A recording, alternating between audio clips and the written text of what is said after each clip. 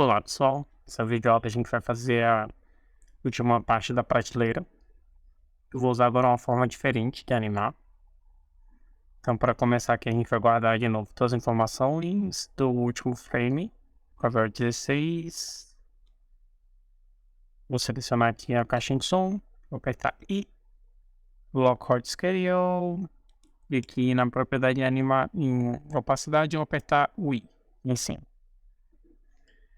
E aqui no 8, o que eu vou fazer agora? Eu vou apertar G para mover, X, aqui botar no eixo X, aqui mais ou menos, vou apertar I, Lock Hot Scale,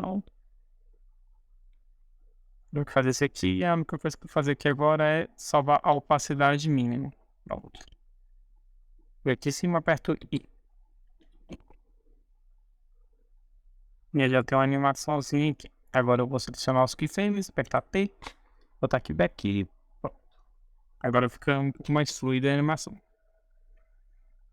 Vou fazer a mesma coisa com os outros. Esse aqui é mais simples, né?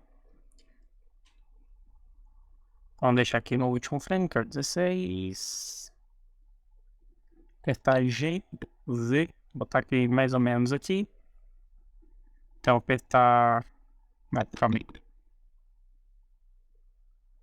Isso, é o 16, a gente salva a última animação, né? Então tá aqui I, Record Scale, e eu vou salvar, apertar I para salvar essa informação da opacidade. De X, mais ou menos aqui. Vamos botar frame 8. GX, mais ou menos aqui. Apertar I, Record Scale, diminuir a opacidade. E apertar I. Se a gente dá o play agora, ele já faz isso. E a gente agora só aperta T e bota back aqui para ficar mais bacana. Isso. Vamos fazer agora com o fone de ouvido. No frame 16, a gente seleciona o fone de ouvido. Aperta aqui, o Lock Hot Scale, salva a formação da opacidade. Agora a gente vem aqui no frame 8, move um pouquinho para o lado. Aperta I, Lock Hot Scale, diminui a opacidade, e aqui em cima a gente aperta I. Já está fazendo.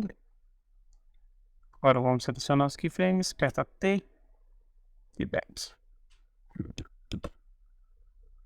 Pronto, agora a gente já tem a animação da nossa prateleira de forma completa.